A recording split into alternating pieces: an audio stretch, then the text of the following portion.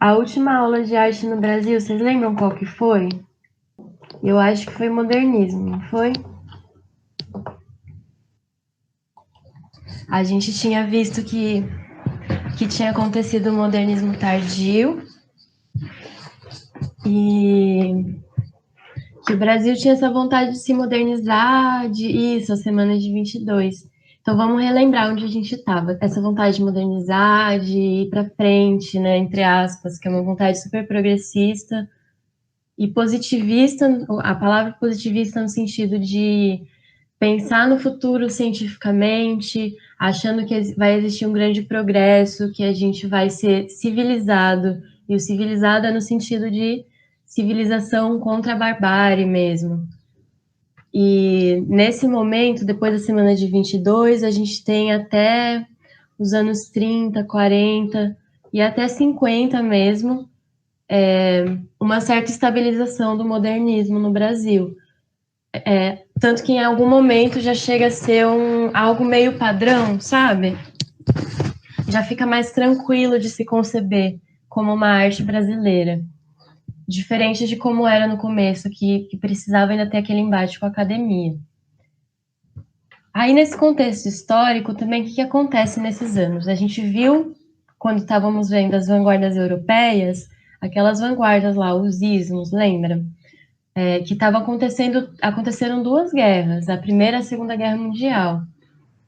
E agora a gente entra aqui na arte brasileira no período pós-guerras. Pode passar, não tem problema.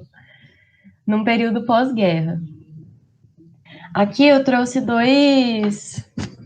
abrindo um parênteses, né? Eu trouxe duas obras aqui para a gente dar uma olhadinha. Alguém conhecia já um dos dois? Ou os dois? Os dois foram passados em algumas aulas. Eu acho que o do Mondrian foi passado só numa aula de desenho mesmo.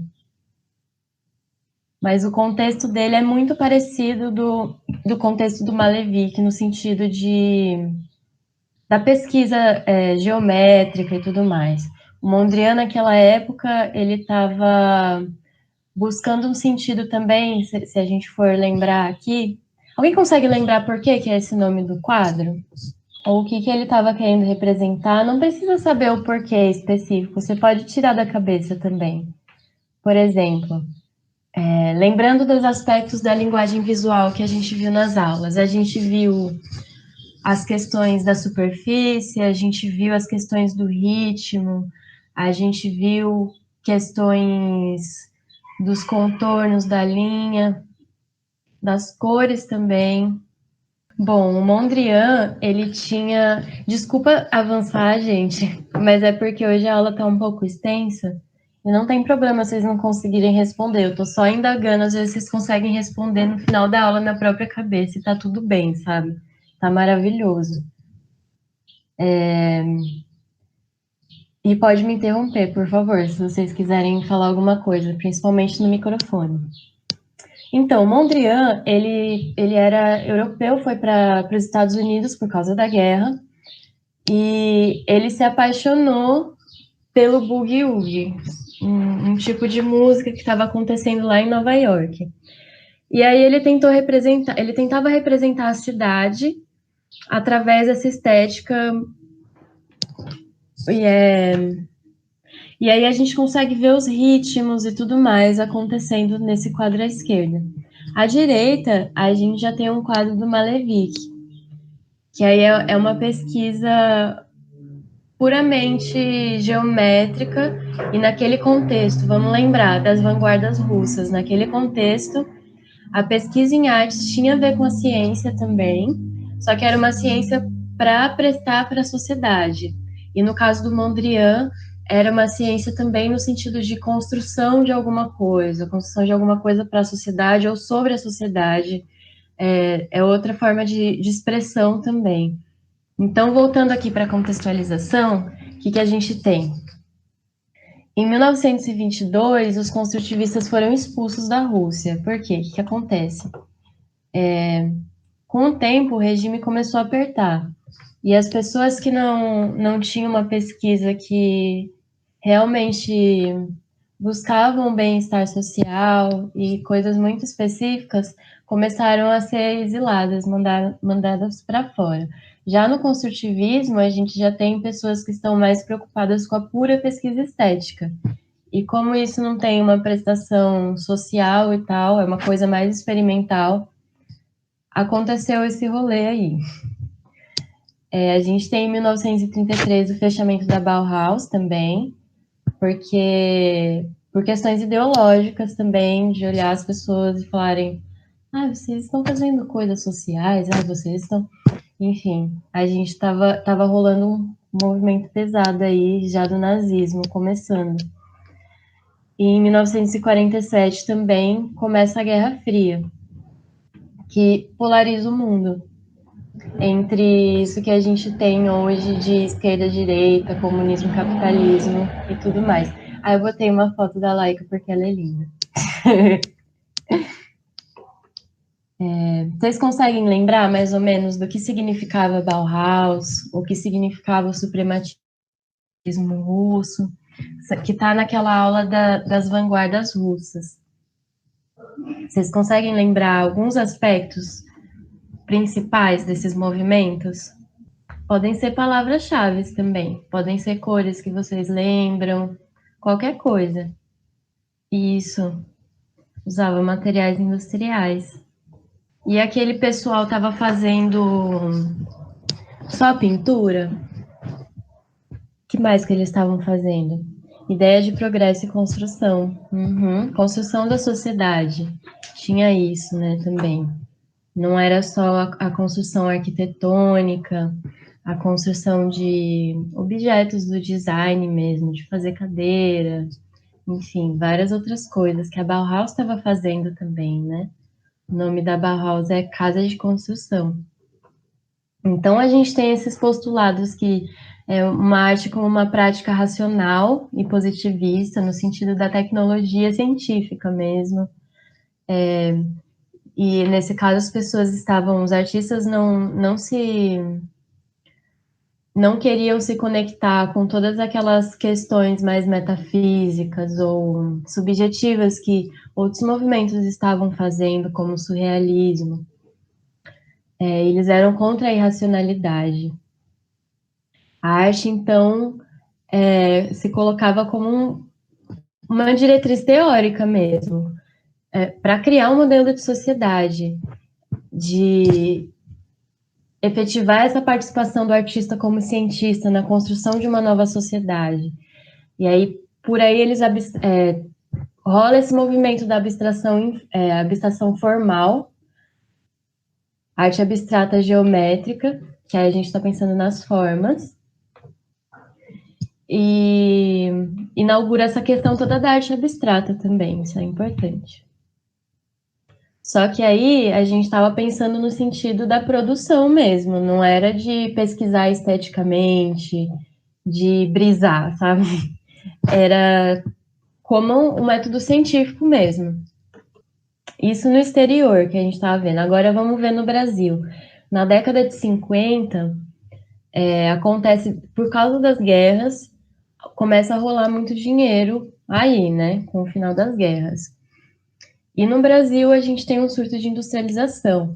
Na década de 1950, também o período do JK, lá, que ele fala 50 anos em 5, que ele vai construir Brasília, todas essas ideias de progresso, civilização, sociedade moderna. E um pouco mais para frente a gente já vai caminhar para a passagem do pós-moderno. Daqui a pouco vai ter a ditadura também no Brasil. E aí, nesse período, quando você quer modernizar tudo, o que acontece? As burguesias, os lugares políticos, se a gente for parar para pensar, lá em Brasília tem alguns trabalhos do Brecheret, então muitos artistas vão ser convidados para fazer trabalhos para lá. A gente tem o Monumento dos Bandeirantes aqui em São Paulo. Então, tá rolando um movimento de colocar a arte como É colocar assim para exibir, sabe? Como um lugar da civilização mesmo. E aí rola na década de 1950 a criação de várias instituições que a gente conhece até hoje, como o MASP, o MAN-SP, que é o Museu de Arte Moderna, a Bienal de São Paulo, a primeira Bienal acontece em 1951, o Museu de Arte Moderna no Rio de Janeiro também. E isso é muito importante porque esse surto de industrialização, tudo mais, porque pensa, no pós-guerra acontecem várias transformações técnicas na sociedade capitalista. E isso tudo cria uma situação nova para objetos de arte, do que o que pode ser objeto de arte, mas também mercadologicamente. E isso acaba influenciando também no contato dos artistas com artistas do exterior, fica um pouco mais fácil esse contato e fica mais fácil de descobrir o que estava acontecendo aqui. E começa a ter um pouco mais de independência também, autonomia nesse sentido de não replicar completamente o que está acontecendo fora, não que na arte moderna, modernista brasileira fosse uma réplica total, a gente discutiu sobre isso também, né? Mas essa sociedade moderna deu outra dimensão para a atividade artística. Então, a abertura dessas instituições foi muito importante. É um marco importante. E aí o que acontece? Tem um artista suíço que chama Max Bill, que fez esse trabalho aqui que a gente consegue ver, que chama Unidade Tripartida. Isso é uma escultura. O que vocês pensam vendo isso? Conseguem lembrar do Monumento dos Bandeirantes, o Cristo de Trancinha, essas outras esculturas que estavam sendo feitas aqui no Brasil? Qual é a diferença de uma escultura assim para a escultura como o Cristo de Trancinhas ou mesmo um monumento aos bandeirantes? Pensem em diferenças formais mesmo. Você olhando, olha um para o outro, um monte de pessoas representadas ali de uma forma específica, que já é um pouco estilizada, eles não buscavam copiar o que era o ser humano, fazer uma mímese. E aí a gente olha para a unidade tripartida. O que vocês pensam com isso? Nesse momento, em 1950, o Max Bill, que é esse artista suíço, tinha vindo para o Brasil e exposto no MASP. MASP, ele abriu em 1947. Em 1950, o Max Bill expõe essa obra. E um ano depois, em 1951, acontece a primeira Bienal de Arte de São Paulo. E aí ele expõe também esse trabalho e ele ganha um prêmio. Se a gente for parar para pensar nesse trabalho, comparando com o que estava sendo feito, isso na clara. Essa escultura não evoca uma forma exata, realista, e sim um movimento. É interessante, né, pensar nisso. Ela não tem uma forma exata no sentido de ser tanto de ser aquela geometria que a gente estava vendo, ou mesmo de querer representar um ser humano. Ela também não tem base. Olha que interessante. A base dela, tipo, ela tá apoiada, mas ela não tem uma base, como algumas outras esculturas tinham. Isso também é algo importante de se notar. E o que acontece? Os artistas brasileiros vão ver isso, eles já estavam cansados do modernismo, dessa arte nacionalista, e eles olham para isso e falam: caraca, gente, que interessante. E eles veem duas vezes, porque teve essa exposição do Max Bill no MASP e depois teve a questão da Bienal. Isso acaba sendo um marco para o concretismo no Brasil, que é esse movimento que a gente vai ver agora. Para o concretismo, formam-se dois grupos, um em São Paulo, grupos de artistas mesmo, um em São Paulo e um no Rio de Janeiro. E aí, meu povo, o que acontece? Esses grupos vão se reunir, não necessariamente. O grupo Ruptura tem uma proposta um pouco mais intensa, assim. Eles criam um manifesto, tudo mais. O manifesto é esse que está à esquerda, não dá para ver muito bem, eu acho, aqui. Mas online vocês conseguem ver, dar um zoom na imagem. É interessante, porque a gente tem um movimento aqui que também não é, assim como o modernismo brasileiro, não é um movimento puramente da estética visual. É um movimento também da literatura. E, mais uma coisa, nesse tempo aí, nesse período, um outro artista também ganha um prêmio de arte com um quadro concreto, que a gente vai ver um pouquinho mais para frente. Daí esse grupo se reúne, ele é liderado pelo Valdemar Cordeiro e Geraldo de Barros, a gente vai ver uma coisinha ou outra deles agora, e eles têm essa inspiração no Max Bill, que foi esse artista. O Max Bill, ele estudou na Bauhaus. Depois que a Bauhaus fechou, ele tentou ir para outros lugares por causa da guerra. Também acontece isso, né? E aí eles vão se inspirar no construtivismo russo também, nessas vanguardas da abstração formal. Então, o que acontece? Em dezembro de 1952, o grupo Ruptura solta esse manifesto e faz a primeira exposição. E nessa publicação a gente tem 7 artistas que escrevem. A maioria deles era estrangeiro, tipo, tem polonês, sabe? Eram artistas estrangeiros que estavam no Brasil. Por quê? Que a gente estava pensando agora, tinha acabado de acontecer guerras, né? Então, agora eu vou pegar a minha notinha aqui. Os poloneses tinham um austríaco, um húngaro, aí o próprio Geraldo de Barros e o Valdemar Cordeiro, que era o frente, assim, desse grupo. E aí o que acontece? Nesse manifesto, eles vão escrever muitas alusões à racionalidade, sabe? Tipo, aqui, como eu coloco aqui, a arte moderna não é ignorância, nós somos contra a ignorância. E aí tem uma parte que eles falam, sabe aquela arte grega, racionalista?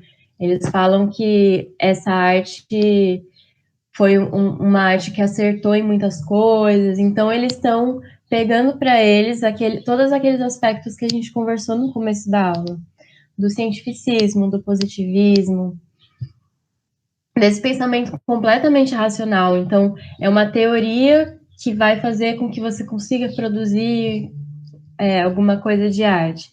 E aí a gente também tem o uso dos materiais das técnicas industriais, esse pragmatismo científico, a teoria mais importante que o próprio objeto de arte, ou a própria discussão do objeto, a parte de você brisar mesmo esteticamente, é menos importante do que isso.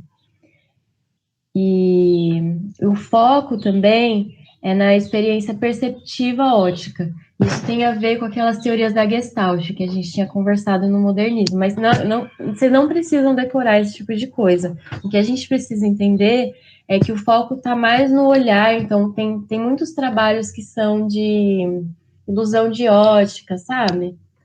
Quando você vê, às vezes, alguns trabalhos em preto e branco, parece que a linha tá torta, mas ela tá reta, tem todo esse tipo de coisa. Então, é algo muito científico e teórico, e eles também ainda têm um pouco disso da diretriz da arte para mudar a sociedade, para modernizar. Eles tinham essa ânsia de superar o atraso tecnológico de uma ex-colônia. A gente é uma ex-colônia, né? E diga-se de passagem, a gente ainda tem muita coisa de colônia, né, gente? Então, para eles, toda obra de arte tem uma base racional, e eles vão recusar todas as coisas de contar a história através da arte, não sei o que, não tem isso. É uma pura abstração mesmo. Pode passar, por favor. E esse grupo, gente, ele não vai durar muito tempo, não. Começa em 1952 e em 1959 eles já começam a dispersar. Não faz outras exposições coletivas, eles fazem só uma. Ó, aqui tem um trabalho do Valdemar Cordeiro. O que vocês conseguem pensar? Leiam um nome, dá uma observada nos padrões. O que isso parece para vocês? O que faz vocês pensarem? Isso é importante. Aprender a analisar a obra. E é assim que a gente vai reconhecer de onde vem esse trabalho, mesmo sem conhecer o trabalho. Me lembrou glitch art, é verdade? Essa coisa dos pixels, né? Da ideia de movimento, é mesmo. Para mim, lembra muito quando a gente está editando vídeo, tem aqueles programas que tem as partezinhas, assim, o uso das linhas. Tem um ritmo nessas linhas, né? Lembra que a gente viu o Boogie no começo da aula? Aqui a gente tem também algo que se fala... Aí, né, lá no Boogie já é algo de música. Então, a gente consegue perceber também isso de que os artistas estão bebendo de alguma fonte também. É importante para a gente entender a movimentação deles. Aí tá a carinha do Geraldo de Barros. O Geraldo de Barros, gente, ele é fotógrafo, pintor, ele trabalha com gravura também, depois ele vai começar a trabalhar com artes gráficas, ele fez móveis também, então aí tem essa relação com a Bauhaus, ele tinha muita... se inspirava muito no Max Bill. Max Bill foi da Bauhaus, né? E o trabalho dele vai sair bastante da fotografia também. Então, pode passar para a gente dar uma olhadinha. Olha aqui essa fotografia. Ela é do ano de 1949. O que vocês conseguem perceber? É muito linda, né? Eu acho incrível. A gente tem aí uma inspiração nas formas da cidade também, que nem o Mondrian estava fazendo. Várias exposições, sobrepondo as exposições, né? Ah, eu acho muito chique, mano. Muito chique. E aí a gente vê várias formas geométricas também se formando desse encontro das exposições. Também tem que a foto é em preto e branco, e isso confere um pouco mais de... não como uma ajuda, mas é um pouco mais simples de você reparar os contrastes, as tonalidades mesmo da luz e sombra. Tô indo rapidinho, gente, porque tem muita coisa para ver ainda. Ó, e agora, o que vocês conseguem pensar? Vamos ver. Vocês lembram do que vocês viram do Malevich? Que era aquele parça lá da Rússia. Vejam o nome da obra. Pac-Man. Parece mesmo. E se a gente for pensar também, isso que Steph falou do glitch art, que você falou do Pac-Man, tem a ver com aquele período em que os joguinhos eles eram todos feitos bastante de coisa dos pixels, né? Que é uma coisa bem geométrica. Eu vejo bandeirinhas. É verdade. Depois fala que ele colocou de homenagem ao Volpe esse trabalho. E olha o que a gente tem no nome, função diagonal. É extremamente matemático, né? Parece que tem profundidade, isso é muito interessante, né? Acho que a profundidade, por causa da forma como ele coloca essa questão do preto com branco, né? Muito interessante mesmo. E vejam também a técnica que ele usou, montagem em laminado plástico, já é uma técnica assim, com coisas industriais. Olhei de novo e virou outra imagem, é verdade. Tem essa coisa de ter um pouco da ilusão. E é isso, é a coisa ótica. Você está olhando, está percebendo as coisas. É esse foco no olho, no olhar. Tipo de losangos cortadinhos. Nossa, é verdade. Tem várias coisas que dá para pensar, né? E parece um trabalho extremamente racional. As linhas todas, ele coloca a função e é como se ele estivesse colocando uma coisa dentro da outra, a forma como ele recorta, e aí tem outros losangos, e ao mesmo tempo de uma forma muito simples, né? Parece muito aquela fotografia que a gente tinha visto dele. Aí, no próximo slide, ó, Vamos passar para ver. Eu trouxe de novo o quadrado negro sobre fundo branco, do Malevich, que também é uma inspiração. Se a gente for parar para pesquisar, depois anotem os nomes desses artistas, que os que a gente está passando são os. Não é que são os melhores, os mais relevantes, mas acabam caindo mais na prova, sabe? Acaba sendo os mais importantes para isso. E aí a gente já tem também a coisa da referência aí acontecendo. No Malevich, se você for pesquisar, ele tem alguns trabalhos assim também. Tem um que ele faz aquela cruz, que parece um álbum, acho que do Teto Preto. E o Geraldo de Barros tem também essa coisa das funções. Ele vai fazer bastante, vai ficar uma característica dele, bastantes quadros em preto e branco também. Aí aqui tem outro que ele chama de concreto. Agora a gente está vendo o movimento concretista do Brasil, né? E se ele colocou esse nome concreto é porque ele acha também que é um pouco uma síntese do que os artistas estão fazendo nesse momento. A gente tem essa regulação, esses princípios matemáticos todos. A gente tem também uma questão de que ele reproduz e socializa a obra. Então, tipo, ele coloca em vários lugares. Esses artistas começam a ficar um pouco mais acessíveis. Pode passar, por favor. E mais para frente, o Geraldo de Barros, ele vai entrar em outro momento, vai começar a ditadura, ele vai começar a fazer outras coisas. Também são muito legais, mas aí já é outro, a gente vai ver no futuro. Aí no Rio de Janeiro, enquanto estava acontecendo esse movimento em São Paulo, estava acontecendo o Grupo Frente. Eles descobriram, viram o que estava rolando aí em São Paulo. A exposição do Ruptura foi 2 anos antes da primeira exposição do Grupo Frente. Então, o Grupo Frente se inspira neles também. A liderança deles é um artista que chama Ivan Serpa, que é esse artista que eu falei que também ganhou um prêmio de pintura.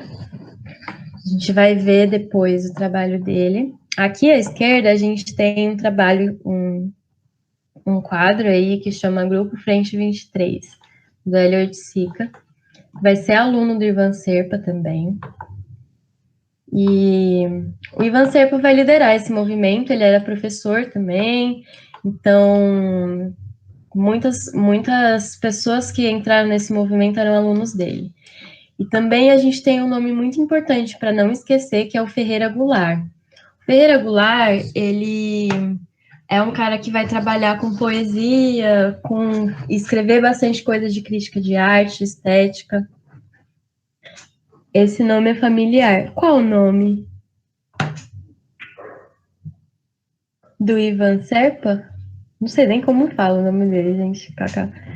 Mas assim como a gente tinha o Oswald de Andrade, o Mário de Andrade, a gente vai ter o Ferreira Goulart escrevendo. O Hélio Oiticica, a gente vai ver umas coisinhas dele, talvez você lembre. Que ele fez, sabe aquele Seja Herói, Seja Marginal? Ele que fez. Aí já na época da ditadura. Já é outra questão que ele vai chamar de nova objetividade, que vai sair depois desses movimentos aqui, que é muito legal também. Vai ser na próxima aula. Então, na próxima aula de arte brasileira, né? A única diferença, assim, óbvio que esse grupo vai ser... O outro grupo a gente tinha pessoas do exterior, que a gente tem da Lígia Clark, Lígia Pape, Décio Vieira, o próprio Oiticica depois vai entrar. A gente tem muitos nomes BR, né? Então, esse grupo também já vai ter um caráter diferente, porque eles não vão se reunir com uma proposta estética e soltar um manifesto específico, não sei o quê.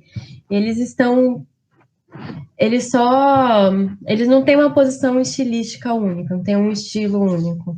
O que une eles é essa rejeição à pintura modernista, essa pintura de caráter figurativo, que vai contar uma história, e nacionalista também, porque, como a gente vai ver, essas pessoas já estão mais próximas de um programa socialista do que algo assim nacionalista, patriota, com o Brasil e tal. Então, esse grupo também acaba se reunindo pela questão deles quererem um pouco mais de autonomia, de experimentação. Tinha esse caráter mais forte da experimentação neles. A última exposição deles foi em 1956. Nesse momento, depois da mostra, o Grupo Frente ele rompe com os artistas de São Paulo. Eu acho que meio que deu, sabe? Acho que é assim que a gente pode falar, meio que deu, começa a desintegrar, principalmente o Ferreira Goulart, ele é a primeira pessoa que rompe, ele fala que, como ele era poeta também, ele acha que colocar algo muito racional e de frente totalmente racional, cientificista na poesia não fazia sentido algum. E ele fica irritado e pronto. E rompe. Aí a gente vai ver aqui algumas coisas do Ivan Serpa. Ele era pintor, também era gravurista, desenhista, professor, deu aulas no MAN do Rio de Janeiro, Museu de Arte Moderna, principalmente para criança. Pode passar, por favor. Esse foi o quadro Formas, que ele ganhou um prêmio logo depois daquela Bienal que o Max Bill expôs. Ganhou um prêmio nacional de pintura com esse quadro. Aí vamos pensar o que a gente estava vendo aí do Geraldo de Barros. Vocês conseguem notar alguma diferença na forma de tratar a abstração geométrica?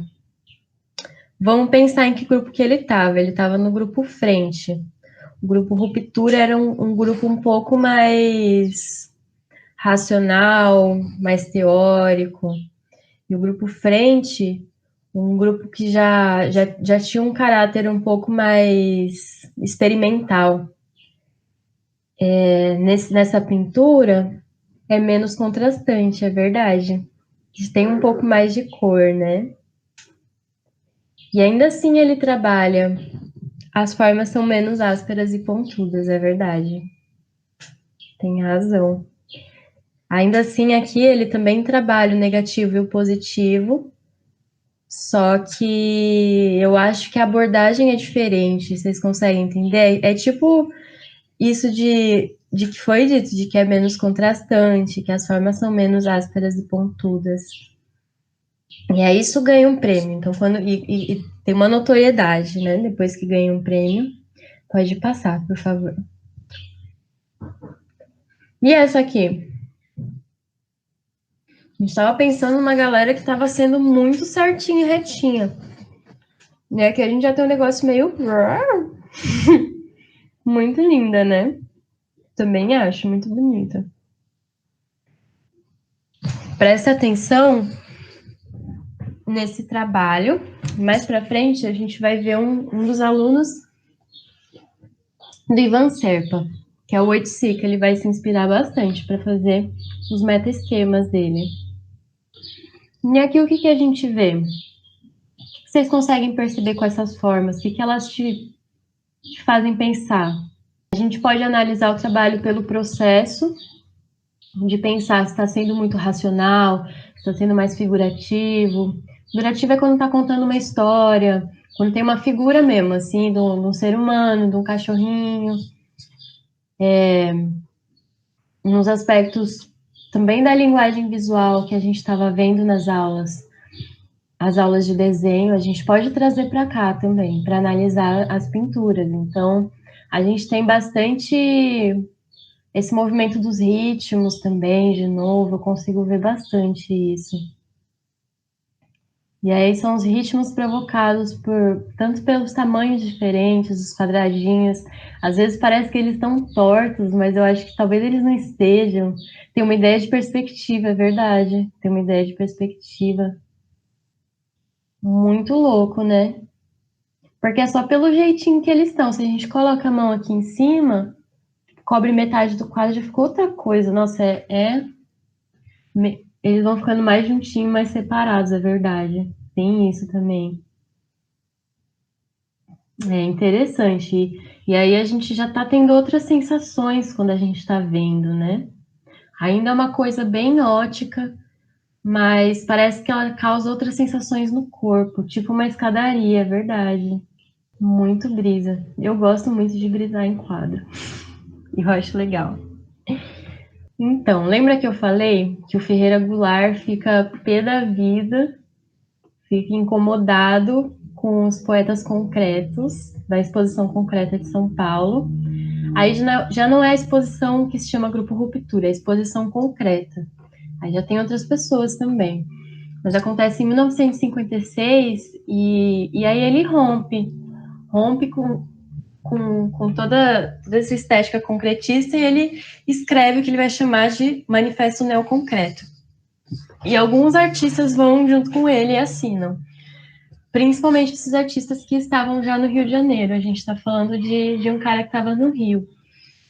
Então, Ferreira Goulart escreve, o Hélio de Sica assina, a Lígia Clark, a Lígia Pape.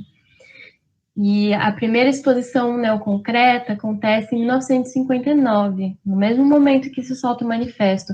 Pensa que a gente está aqui no movimento já da Guerra Fria. Vamos pensar também no contexto histórico do Brasil. Daqui a pouco já está chegando a ditadura, né? E aí, nesse manifesto, ele critica o que ele chama de perigos do racionalismo, cuidado com os perigos do racionalismo. E ele defende. Lembra que eu falei que ele é poeta, mas ele também escreve sobre arte? Então, que nem o Mário de Andrade, eu falo Pedrosa, gente. Que nem o Mário de Andrade, tem muita dificuldade com nomes. E aí, nessa crítica aí que ele fala dos perigos do racionalismo, cuidado, ele fala que entenderam errado, como fosse assim. Entenderam errado o Mondrian, o Malevich, todos esses movimentos, entenderam de uma forma muito racional, que tudo bem, a gente tem um pouco dessa racionalidade, mas perdeu toda a base expressiva. Tudo que era expressivo e poético, cadê? Então, ele nesse manifesto, ele defende reinterpretar toda essa arte não figurativa, geométrica. E buscar as conquistas expressivas, que aí seria, por exemplo, aquilo do Mondrian que a gente está vendo, que tem os ritmos. E ele está querendo falar sobre a cidade naquele quadro, então tem toda uma poética por trás. Aí, meu povo, eles vão começar a rejeitar também a arte como um objeto econômico, e vão buscar as experiências sensoriais e corporais. Ao contrário de achar que você vê a obra de arte só com o olho, com a sua percepção do olho, percepção visual, o olho ele vê com o corpo inteiro, é isso que eles vão defender. E é aí que a gente tem um ponto-chave para a arte contemporânea no Brasil. A gente já pode chamar de arte contemporânea a partir de agora, a partir desses movimentos concretos e neoconcretos, mas o neoconcreto fica mais evidente algumas coisas que a gente vai ver hoje, como a gente vai numa exposição, a gente vê instalação, a gente vê algumas coisas que você pode realmente sentir o cheiro, tem muitas outras questões, mas vamos ver agora qual foi o movimento para isso. Eles vão continuar usando materiais industriais aqui também. Pode passar, por favor. Ai, volta rapidinho. Obrigada. Aqui, que está na foto, é o bicho de bolso, da Lígia Clark. Um pouco mais para frente a gente vai ver, mas é algo totalmente sensorial e interativo. É um trabalho de arte que você pode mexer e criar formas diferentes. E você precisa mexer. Precisa que alguém mexa para que ele faça sentido. Ele não pode ficar parado, sabe? Como aquela coisa do museu que você olha e vê para cima, não pode chegar perto, não pode. Você tem que interagir, senão a obra não acontece.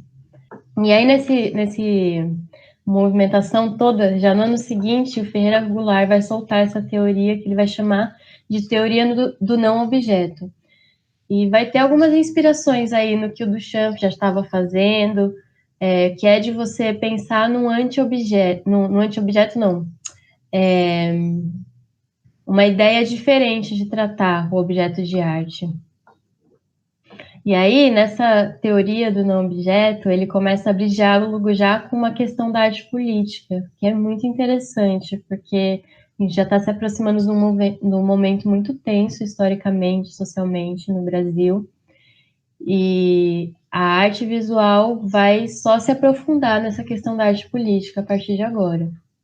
Acho que a gente está falando, tem gente fazendo coisas diferentes sempre, o tempo todo, né? Não tem como generalizar. E ao invés de pensar que a arte pode construir a sociedade, ele vai começar a defender que a arte transforma os sujeitos, cada pessoa. Então, e cada pessoa pode mudar a sociedade, transformar a sociedade. Só através das pessoas que a gente transforma a sociedade. Então, nesse sentido que vai ser extremamente política a arte, e vai ter essa maracutaiazinha, porque não necessariamente você está falando abaixo a ditadura diretamente, a gente ainda não está na ditadura, né? Mas eu estou aqui brisando já. Para onde que isso pode levar a gente?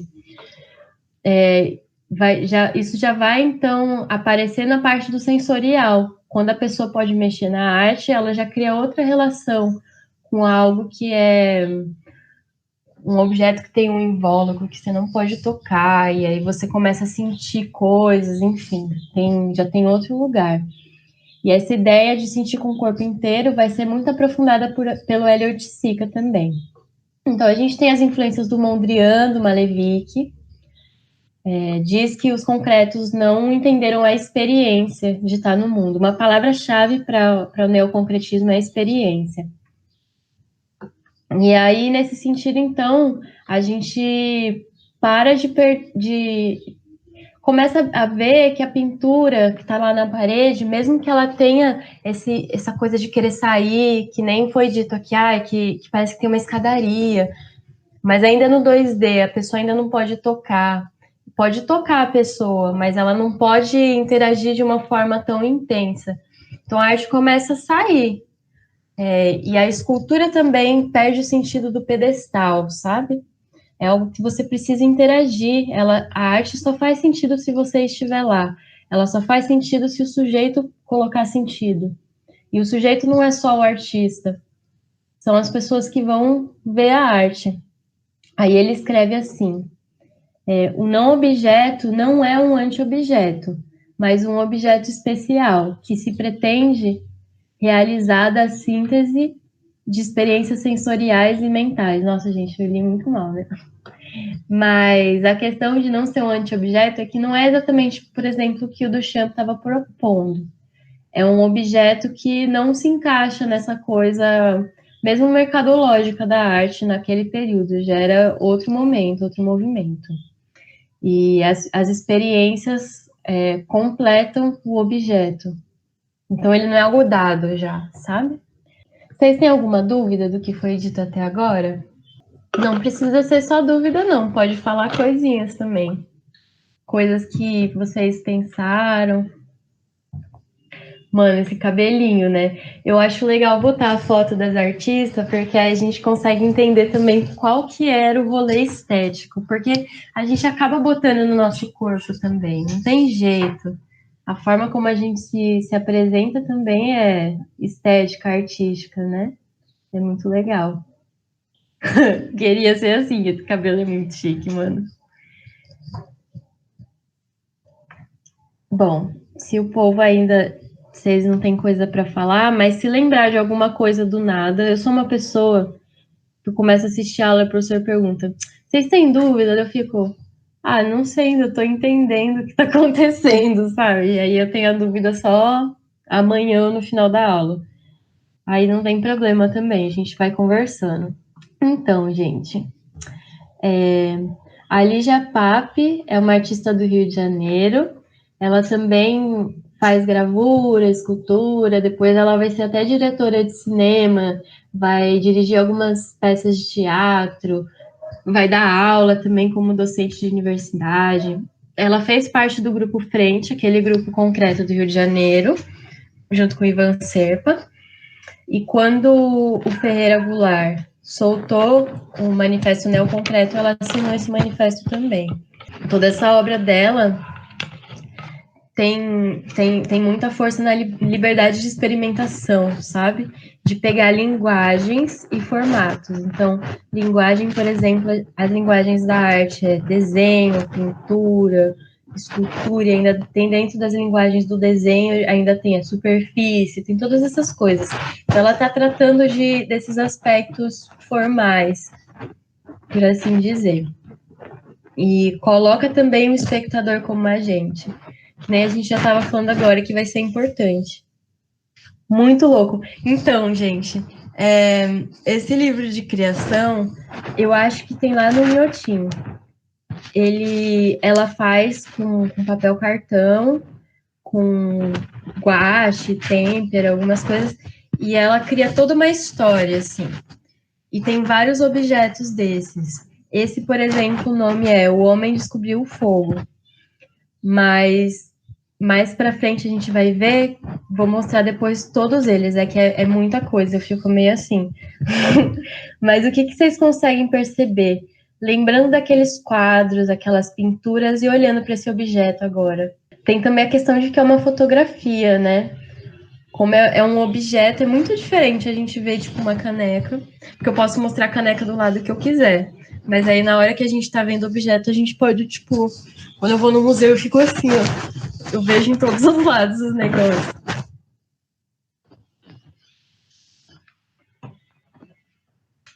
Aqui a gente já ainda tem aquela conversa da pesquisa estética puramente pela pesquisa formal. Agora já tem também, olha o nome, livro de criação, O Homem Descobriu o Fogo. O que será que isso quer dizer? Aí a gente pensa, a gente que cria o sentido nisso também.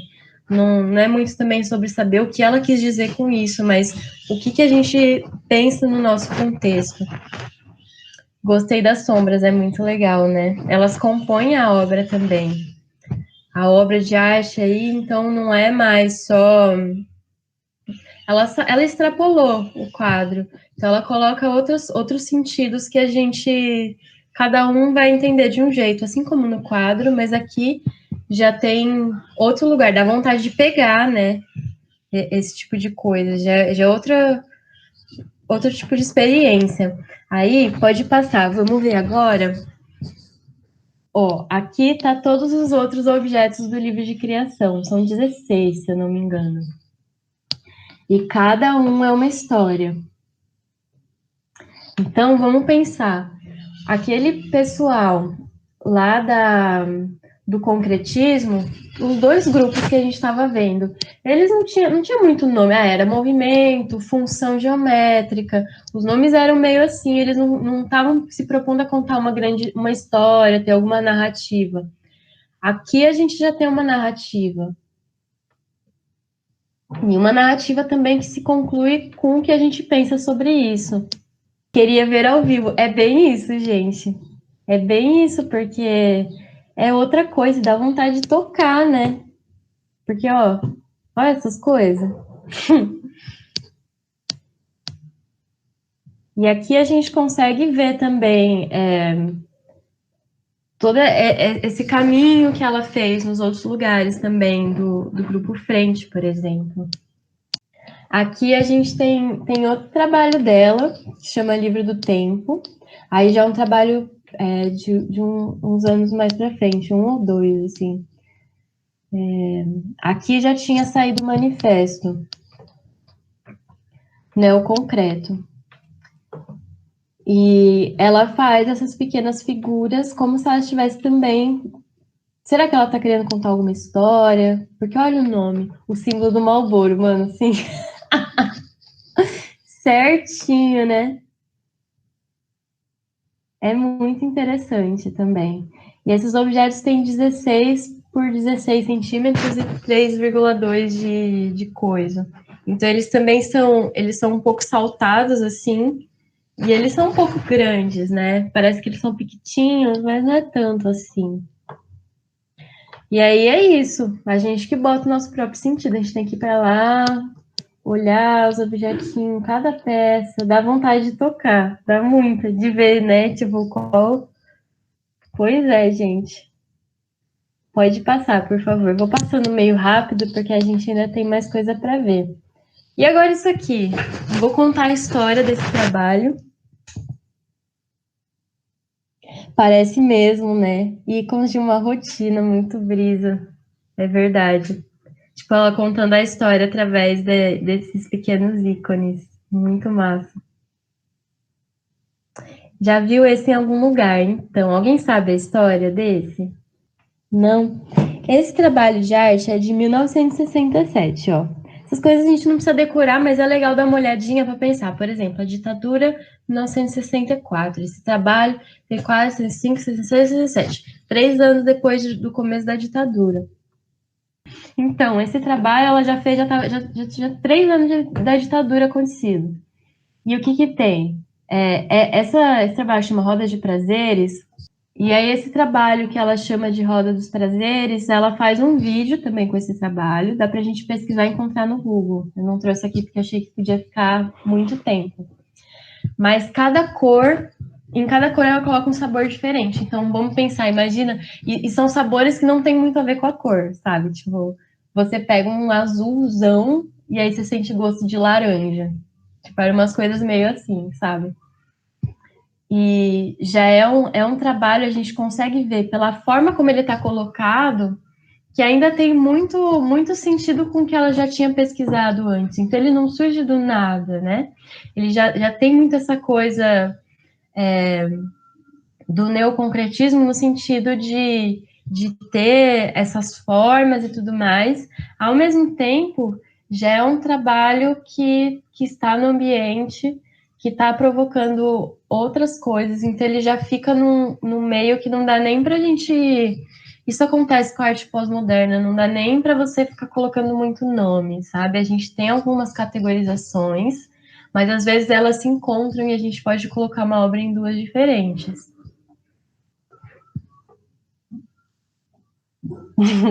Parece de limão, mas tem gosto de tamarindo. É isso, gente. E ela faz um vídeo da Roda dos Prazeres dela experimentando também. É muito interessante.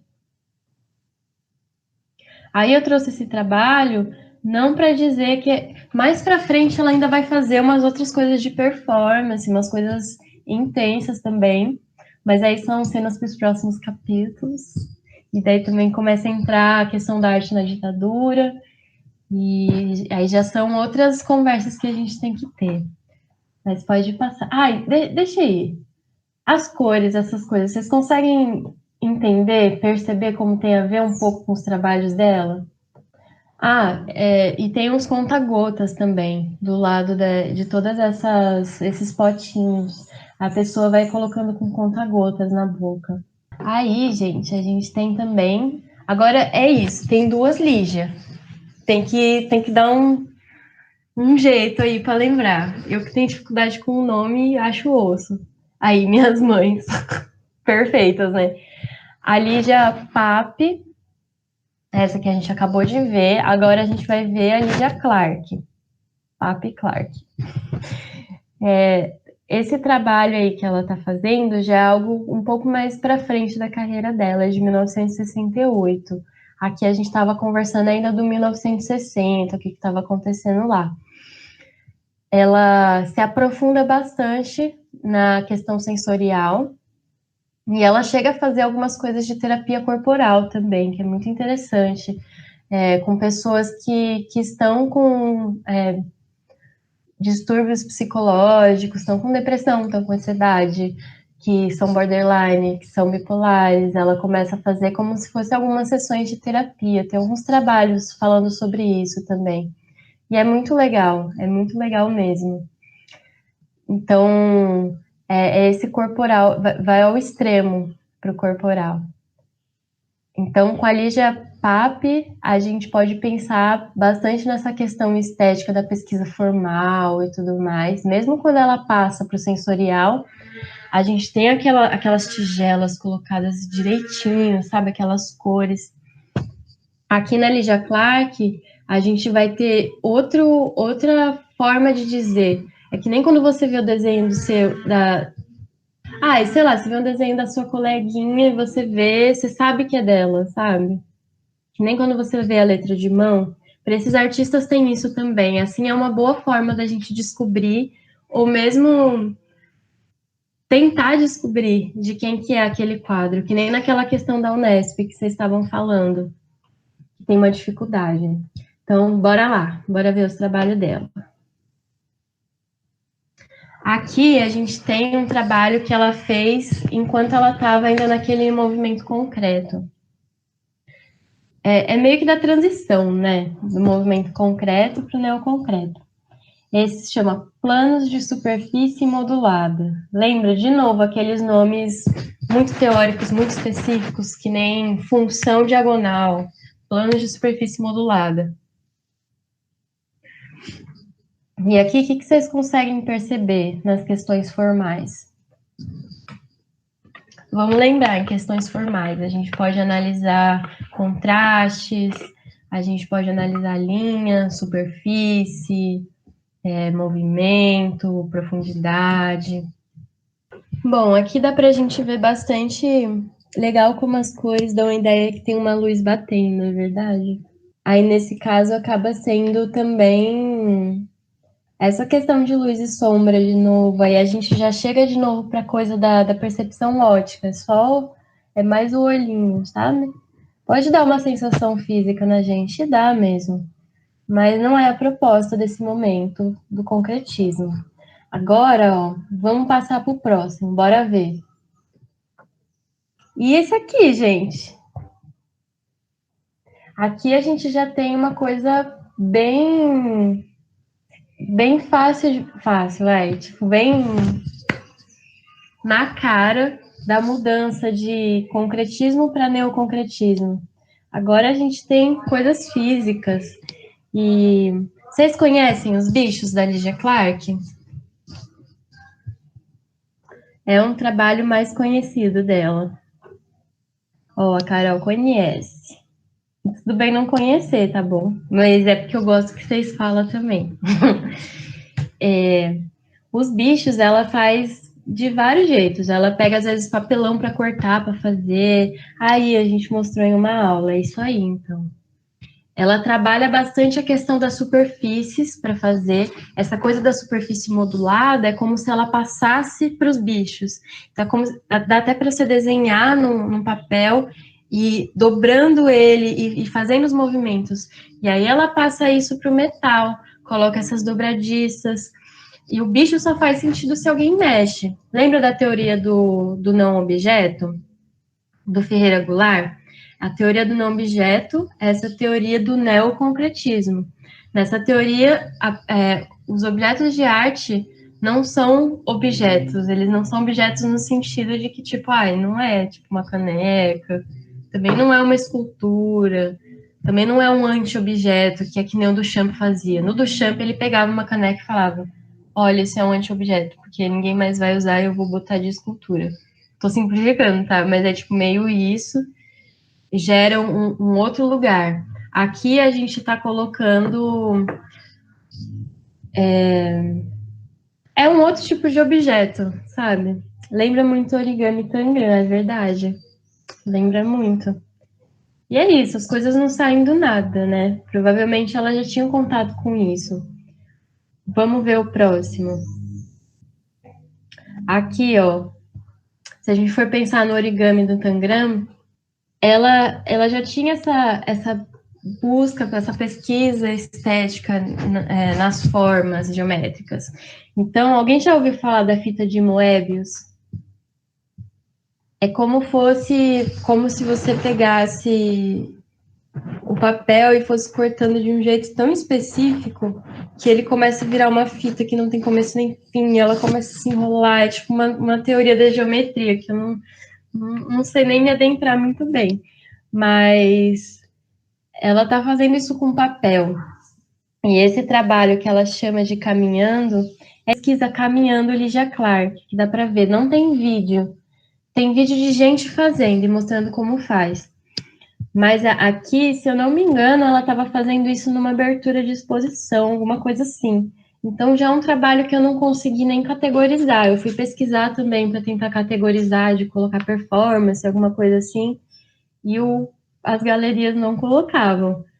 Então, colocavam só que é um registro fotográfico de uma performance. Então, é interessante de pensar também essa questão do não objeto, da anti-arte, acaba levando a gente para refletir também.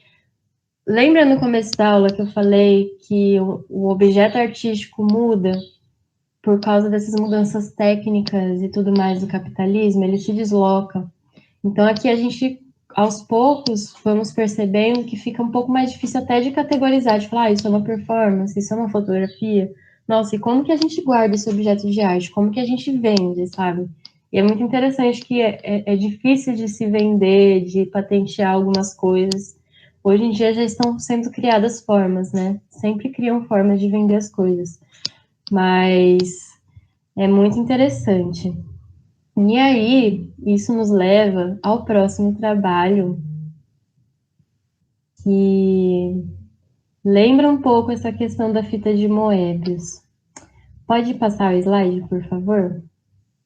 Aqui, ó, Trepante Escalador. Esse trabalho já é de 1965.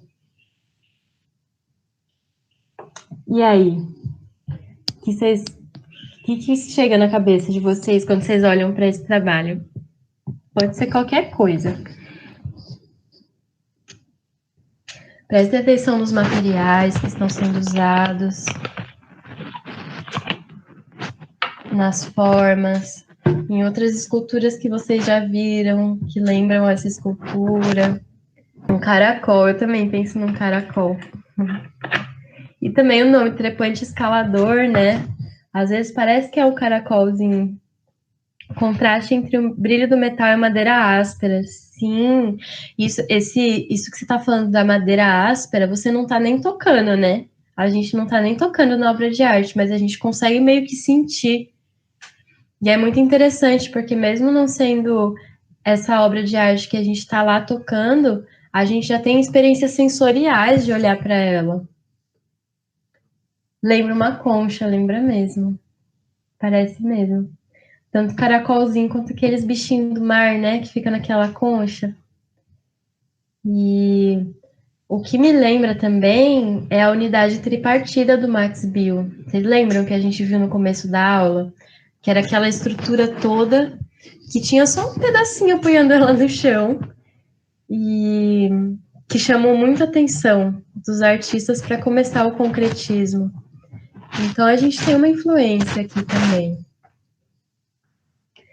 Aí, gente, a Lígia Clark, assim como a Lígia Pape, continua a pesquisa dela, começa a se especializar bastante na performance e faz uns outros trabalhos que são cenas para os próximos capítulos, que agora a gente também está prestando atenção na questão mais formal, que tem a ver com o neoconcretismo. Agora, chegou no Hélio Oiticica, vamos ver se vocês lembram mais ou menos dele.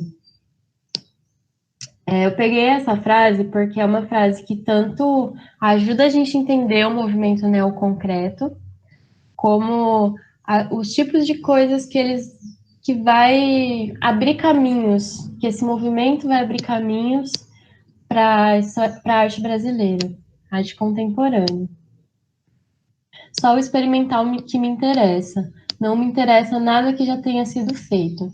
Óbvio que nas artes as coisas, como a gente está vendo, tudo tem refs, né? Ninguém é uma pessoa grande e geniosa, não tem isso. Mas a gente está pensando no experimental, então, na experiência, na pesquisa do corpo, das sensações. O Eliot Sica, ele estudou pintura com Ivan Serpa, que é aquele parça que a gente viu do Grupo Frente, no Rio de Janeiro. Lembra que a gente viu que ele ganhou o prêmio de pintura, que tinha aquelas formas circulares, que não eram tão pontiagudas quanto as que a gente tinha visto antes. É esse mesmo. Ele deu aula por Oiticica. Então, a gente vai ver uma influência aí. O Hélio Oiticica também, algo muito forte nele, se a gente for pensar na Lígia Pape, A experimentação das linguagens e formatos, Lígia Pape. Não é bom ficar fazendo fórmula, mas é bom porque a gente lembra um pouquinho.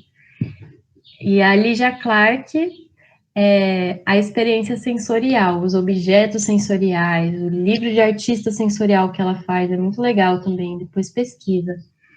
As performances sensoriais, lembra que eu falei que ela fazia coisas terapêuticas, ela passava às vezes uma esponja no corpo da pessoa, a pessoa ia vendo o que ela sentia, tinha várias coisas, às vezes a pessoa se sentia abraçada. E no Oiticica a gente já tem uma experiência da cor muito forte, a experiência espacial e sensorial da cor. Então, a cor chegando no espaço, e a partir disso ele vai cunhar e estabelecer o conceito de arte ambiental, que é muito importante para a arte contemporânea também. Vamos ver, então, um exemplo. Aqui a gente tem os meta-esquemas dele. Esses meta-esquemas, lembram alguma obra que a gente viu essa aula? Lembra alguma coisa para vocês? Aquela das linhas, é verdade. Aquela da escadaria e do bugue-wuggy. É verdade, gente, não precisa lembrar do nome não, tá ótimo. A da escadaria era do Ivan Serpa. A das linhas, eu acho que você estava querendo falar do Valdemar Cordeiro. E a do Bug, que estava junto com o Bugue-wuggy. E a do Bugue-wuggy é aquela que tinha plim, plim, plim, do Mondrian. Mas não tem problema, depois vocês pegam os slides, eles ficam lá no nosso drive. Para dar uma olhadinha de novo, porque é muita informação de uma vez só mesmo. Aí, gente, então a gente tem esses meta-esquemas. Já lembro aquela pesquisa do Serpa? Vamos ver os anos aqui. 1958. A questão de ano é importante, é mais para a gente criar ligações na nossa cabeça, sabe? Não é para decorar, não. Pelo amor de Deus, não precisa decorar não para essa prova, não, viu? É mais os aspectos visuais, estética, você conseguir reparar, olhar e falar, isso é um meta-esquema, sabe? Porque os meta-esquemas, vocês vão ver, aqui à esquerda tem o número 348. De novo, a gente já tem aquele nome, ainda tem aquele nome que está muito mais parecido com o concreto, né? O concretismo, que é meta-esquema, função diagonal. E número 348, e aqui à direita, 4066. E olha o ano das duas, 1958. Então, o Parsa fez um monte de meta-esquema. E aí, se você jogar no Google meta-esquema L8Sica, você vê vários. E eles são diferentes uns dos outros, são pesquisas, né?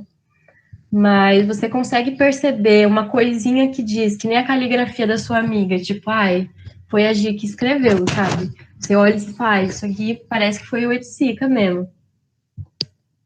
E aqui, dos aspectos formais, a gente tem aquela coisa mais experimental, mas ainda bastante próxima do racional científico, tanto pelo nome, quanto pela forma como as formas são tratadas. E as cores puras também. É importante de se notar as cores que o Oiticica usa, porque depois elas vão ficar cores bem características do trabalho dele, sabe? Que você olha e você fala, nossa, parece um trabalho do Oiticica. Mas a nossa ideia a gente fez baseada nas cores do Oiticica. Suspeitos, né? Todos muito suspeitos. E aí, lembra que eu falei que ele estabelece um conceito da arte ambiental? Eu acho que assim, não é algo que precisa decorar e saber, mas entender mesmo o que é arte ambiental. Vocês conseguem brisar o que podia ser arte ambiental? Pensando em tudo que a gente viu agora, da questão da experiência, da cor, da questão de sair do quadro, né?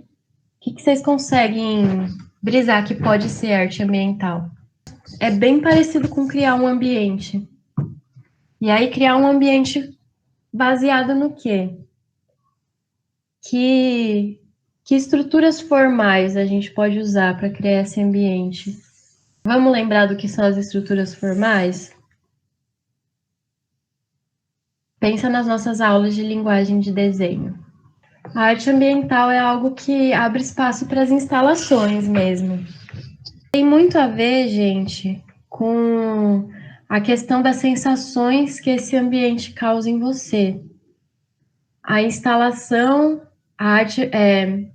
uma arte ambiental pode ser uma instalação, mas não necessariamente todas as instalações são artes ambientais, entende? A arte ambiental é uma instalação no espaço, mas nem todas as instalações são artes ambientais. Mas eu acho que isso é um conceito, assim, que a gente vai estudar melhor na faculdade, não é algo que vocês precisam entender agora essa diferença não, viu? Mas entender o que significaria essa arte ambiental para o Oiticica, e principalmente o que pode significar para essa galera que já não está mais preocupada, estão falando de morte ao quadro, morte à pintura. Eles já não estão mais preocupados em uma arte que fique só na ótica, só no olho. Estão preocupados em uma arte que você possa entrar com o corpo inteiro, que você possa ter sensações a partir disso, criar a sua própria, seu próprio sentido da obra de arte. A obra de arte já não faz mais sentido se não tiver um espectador que cria o sentido para essa obra. Então, dos meta-esquemas para cá, ele começa a fazer esses grandes núcleos. Ele faz antes dos grandes núcleos algumas estruturas que são menores, são só essas formas, e aí agora ele já está fazendo aquelas, como fosse aquelas escadarias, só que no ambiente. Muito interessante, né, gente? Aqui tem uma pessoa dentro do grande núcleo, à direita, a gente consegue ver. E tem essa coisa muito forte da cor. Ó, vamos ver o próximo, para pensar um pouco mais nisso também. Aí depois, gente, ele começa a fazer os penetráveis, que são... Primeiro são... Aqui a gente tá, ó, 1960, PN1, penetrável. Esse é a esquerda.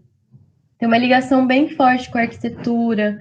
Então, a gente ainda tem essas premissas que a Bauhaus trouxe, que os outros movimentos trouxeram para a arte estar na arquitetura. A instalação tem muito a ver com a arquitetura também. E no sentido de ser algo que está interferindo no espaço, sabe? E a instalação, ela é algo que precisa do espaço para estar e ela precisa se instalar em algum lugar. Tem muito a ver com isso também. Aqui nesse penetrável, é só entre aspas, mas é uma estrutura que você entra e você tem as sensações específicas com as cores. É muito legal, eu sempre quis entrar em um, porque é como se fosse um pequeno labirinto e depois, mais para frente, ele começa a fazer grandes estruturas de penetráveis. Então, ele faz a Tropicália, que é um dos exemplos mais conhecidos, onde ele já começa a misturar outras coisas. O que vocês conseguem ver nessa imagem da Tropicália? O que é de diferente em relação àqueles nichos, aqueles núcleos que ele faz? Esse penetrável à esquerda, o que tem de diferença maior, assim, que vocês conseguem ver? Pensem nos materiais, na forma como está colocado, com o próprio nome, né? É importante também, Tropicália. Tem mais estímulos, é verdade? Você precisa entrar descalço no Tropicália. E aí você pisa em lugares diferentes. Tem as pedrinhas, tem a areia, tem uma sala que tem uma TV ligada, e ela tá ligada em cima da água. E aí tem isso, né? Eletricidade com água. Tropicália foi feita em 1969. Então, a gente tem à esquerda um trabalho de 1960 e à direita um trabalho de 9 anos depois. E aí tem mais estímulos, tem um pano de chita que a gente consegue ver, que é bem cultural mesmo do Brasil. E o próprio nome Tropicália. Estava acontecendo o movimento da Tropicália também, nesse momento, e a gente já está na ditadura em 69, né? Aí aqui, gente, é uma parte mais controversa da carreira do Oiticica. Porque o que acontece? Nesse período, em 1964, ele passa a ser passista da Mangueira, lá no Rio de Janeiro, escola de samba. E um pouco antes disso, ele já estava em contato com as pessoas da Mangueira, da escola de samba, e fazendo real amizade, colando bastante lá. E aos poucos, isso que o Oiticica tem de trabalhar bastante o sensorial, isso que a gente estava falando da arte política também, que a arte transforma o sujeito que transforma a sociedade. Agora o Oiticica vai começar a pensar que a arte não só transforma o sujeito como a pessoa que está sendo ir para ser espectadora da arte, sabe? Mas se a pessoa que é espectadora também faz a arte, então já não é uma relação muito tipo artista que passa a arte e a pessoa que vai ver que vê. É tipo uma relação mais horizontal, sabe? E nesse sentido, o Oiticica começa a dizer uma frase que é bem famosa dele, que é: o mundo é um museu. Ele começa a rejeitar cada vez mais o espaço da instituição do museu, e principalmente na ditadura, não lembro que ano que foi, se foi em 67, aí eu já não lembro muito bem, mas ele foi fazer uma exposição no Museu de Arte Moderna do Rio de Janeiro. Nessa exposição, ele tinha os parangolés. Os parangolés é esse trabalho que eu acho que algumas pessoas já devem ter visto. Tem umas fotos do Caetano Veloso usando, várias pessoas, e é como se fosse o lugar máximo da expressão do Oiticica. Ele mesmo diz, porque ele já pega a experiência da cor e agora ele está completamente num lugar político, num lugar em que a pessoa precisa botar para fazer sentido. O parangolé, ele é feito quando a pessoa usa ele. E tem alguns parangolés com frases também. Então, a gente já está num meio que um extremo do sensorial. Já não se pode dizer que o parangolé está na arte neoconcreta. Agora, são capítulos para as próximas aulas. Mas é um lugar da gente refletir, pensar mesmo de onde toda essa pesquisa que a gente viu desde o começo da aula chegou, sabe? E tudo que ela abriu também para outros caminhos, e assim vai indo. A arte é uma construção também, é uma construção coletiva mesmo. Infelizmente, é uma construção coletiva que por muito tempo e muitas questões foi e ainda é muito elitizada. Mas, assim, espero que a gente possa, aos poucos, meter o louco nessa estrutura, sabe? Porque, por exemplo, nesse momento, o Oiticica foi expor os parangolés, já estava na ditadura. E aí ele chamou o pessoal da Mangueira para expor, porque ele fez junto com essas pessoas. Então, não fazia sentido ele expor, sabe? Muito menos ele assinar só com o nome dele. Não faz sentido. E rolou um problema, porque os seguranças do museu quiseram expulsar as pessoas. Vamos pensar, quem são as pessoas que fazem as escolas de samba? Em grande maioria são pessoas negras e pessoas que vêm das favelas mesmo. É onde surgem as escolas de samba. Então, uma puta merda racista, sabe? Que acontece, e a partir disso que ele se recusa mesmo a estar nas instituições por um bom período, depois ele volta mesmo, que aí as pessoas são contraditórias. E é algo de se discutir, eu não acho que dá para a gente pensar numa época do passado e fazer críticas que a gente faria hoje em dia, mas eu acho que é legal a gente observar o que aconteceu e pensar se isso acontecesse hoje, o que iria significar? Porque hoje em dia já a gente ainda tem uma instituição de artes muito branca e racista, só que hoje em dia o espaço já é outro, sabe? Isso é uma opinião minha, eu já não acharia legal um artista hoje em dia pegar e fazer isso, sabe? Então, não sei, é uma reflexão mesmo, que já não tem muito mais a ver com as coisas formais, estéticas que a gente está pensando, mas tem a ver também, porque eu acho que não dá para a gente analisar e pensar em obras de arte sem pensar nos aspectos sociais, econômicos, históricos. É muito importante também prestar atenção em tudo isso, mas também prestar atenção no que isso significava para a época, não agora, sabe? E é isso, pessoal. Mais para frente, na aula de arte na ditadura, vai falar um pouco melhor sobre o que esses artistas fizeram durante a ditadura. Nos anos de chumbo, eles fizeram várias movimentações na rua, umas coisas muito legais mesmo. Tinha roda de samba, tinha muita coisa. E aí eu acho que é uma aula bem interessante.